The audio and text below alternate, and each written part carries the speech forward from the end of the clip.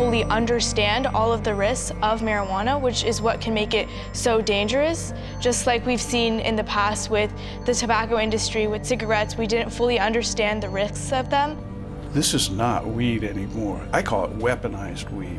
It's a commercialized, highly manufactured, produced product that has been genetically modified, chemically modified, and changed in every way, shape, and form. It is nothing like the marijuana that people smoked in the 70s or 80s even. It's a different drug because what naturally occurs inside of cannabis is between 0.2 and 0.5% THC. Even in the 90s, THC, the plant, was 3.96% THC. Today, it's 50 to 60%. Now on top of that, there's wax that's 90 to 100% THC. The level of intoxication and potency and the different paraphernalia that our kids have access to, it's very scary. I had a guy that I liked that I hung out with, and he was into smoking weed. So I started to do it with him, and my friends also started doing it. I've had a very close friend since 6th grade. Eventually, a few rough things happened in her family, and I tried to help her work through that. Recently, she's been relying upon marijuana to help cope with those emotions that she's going through. He was he was a high school star. He was a defensive lineman. He was a cool, laid-back kid. He had scholarships. All these schools would come down to the school to check him out. A lot of the times when schools come check him out, a lot of the coaches will miss him because, he's ditching class to go and use marijuana. I was living to get through the day and be able to go home and just get high. What I've personally seen marijuana do to someone, it's made those issues worse. She isolates herself more from our friend group now because of those issues. He was a star, but I think marijuana just kind of slowed him down from reaching his actual potential.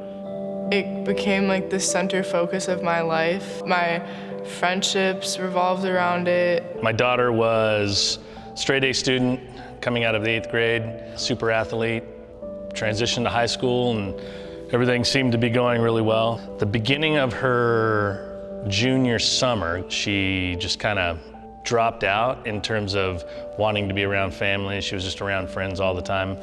We went to a psychiatrist, and the psychiatrist came back to me and said, your daughter has been smoking marijuana for the last 8 months and decided to quit before high school. And all of her symptoms that she's experiencing, the anxiety and depression, are from marijuana withdrawal. And I was like, you can't have withdrawal from marijuana. And apparently you can. And to this day, she's on anxiety and depression medication. Teens are coming into our program, they've got dark circles around their eyes, their skin is gray or pale, their moods are just ranging from extreme highs and lows. This was looking like opiate addiction. Today we're seeing this from the wax that the kids are using. Smoking marijuana in the long term can decrease your IQ by 8 points. God knows what 99% THC can do in the long term. And it's really this human experiment. As a public health professional, I have concerns regarding youth marijuana use because of its long-term negative consequences on mental and physical health. With marijuana, it's not just, oh, it's bad because of this. It has a lot to do with frontal lobe development. And what I like to refer to is laying down the wire. Kids between 15 until their brain is fully developed at about age 25 are creating the connection points in the brain. And THC has been shown to disrupt that. So for a lot of kids who can relate to having a cell phone with one bar and a low connection, look, you're taking your chances that maybe you're reducing your processing speed by doing this. A study from Australia and New Zealand that was published recently says that marijuana use can actually decrease an IQ by 6 to 8 points, and it does not recover. Once a brain is fully myelinated and a frontal lobe is fully developed, which is 26-ish years old, the impacts are significantly lessened on somebody pre-frontal lobe development. It is a big deal that youth do not put THC and associated compounds into their bodies. If we were really paying attention to science, the laws would be about 26 for people before they could use. I think people don't realize if you start smoking at such a young age, how it changes your brain.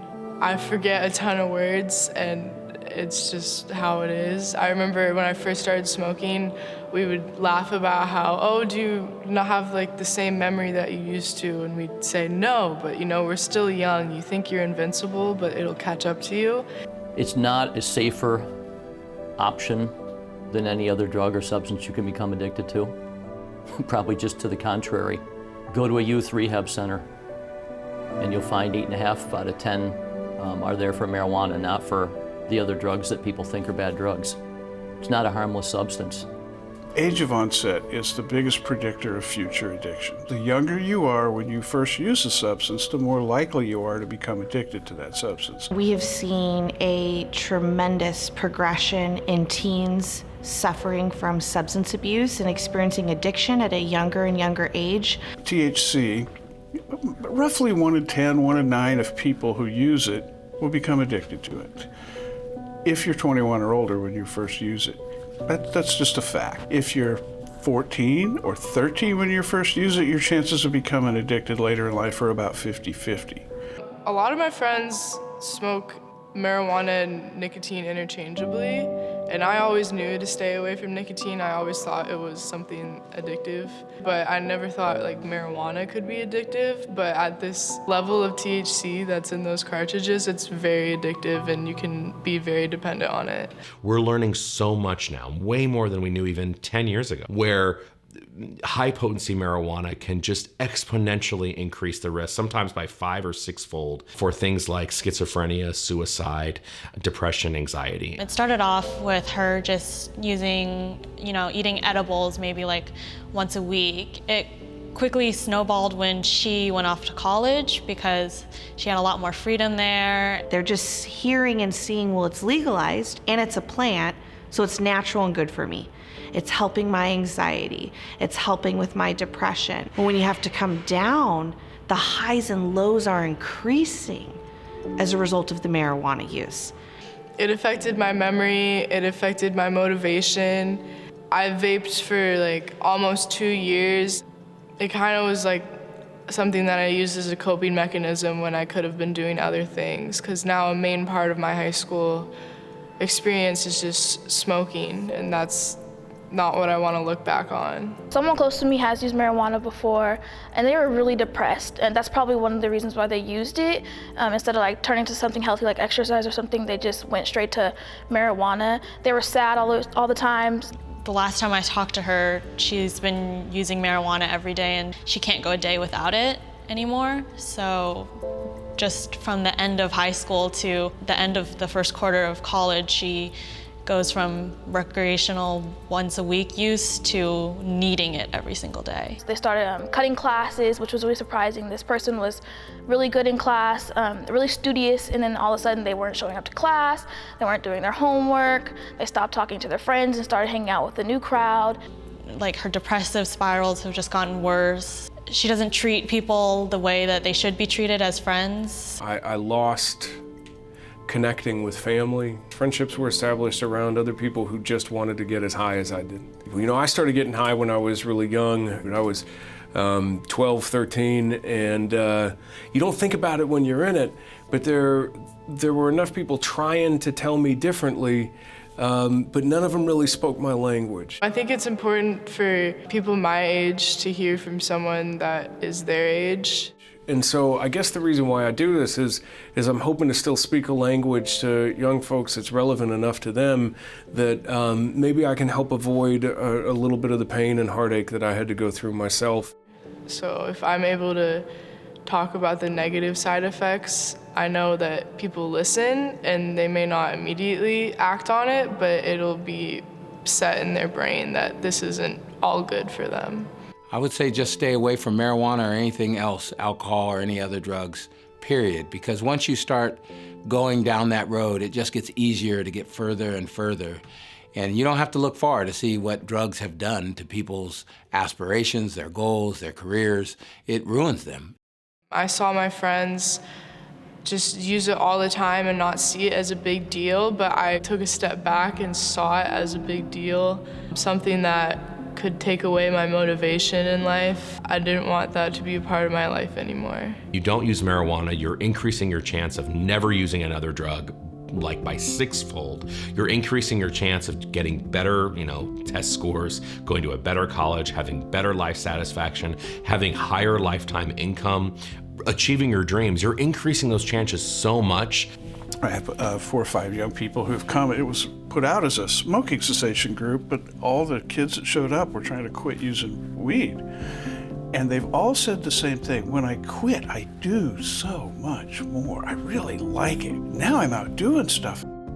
I choose not to use marijuana because a lot of my family members got into marijuana, and then after marijuana became addicted to other drugs. And for me, I didn't want to follow that path of my family. And in the future, I don't see marijuana as a part of my plan because I want to become a scientist, and that's a very hard path that requires a lot of dedication and motivation, so I don't have time to fall off that path. I also want to give back to the younger girls in hopes to inspire them to know that they too can be successful in science and mathematic fields. Next year, I plan to go to Cal Poly Pomona University, track and field scholarship. They do drug tests. Choosing between shop and marijuana is kind of, a no-brainer. I definitely choose shop it any day. After high school, I plan to go to San Diego State and get my bachelor's degree and my teaching credentials so I could become a teacher. Using marijuana could prevent me from becoming a teacher, then I don't want to risk it. I have plans in the future, so marijuana is not for me. I plan on being a computer science engineer. I like filmmaking. I like making videos and educating and creating a message, and I like being creative, and I think just me and a camera and having the courage to talk to people. I want to get a business degree and then open my own bakery. I know it's going to be a lot of work, and I don't want to get lazy, so I know that I'm not going to use marijuana because that's just going to completely take me off that track. I choose not to use marijuana because I like to be in control of the things that I do. Using marijuana doesn't make you a bad person, but it doesn't make you the best person you can be.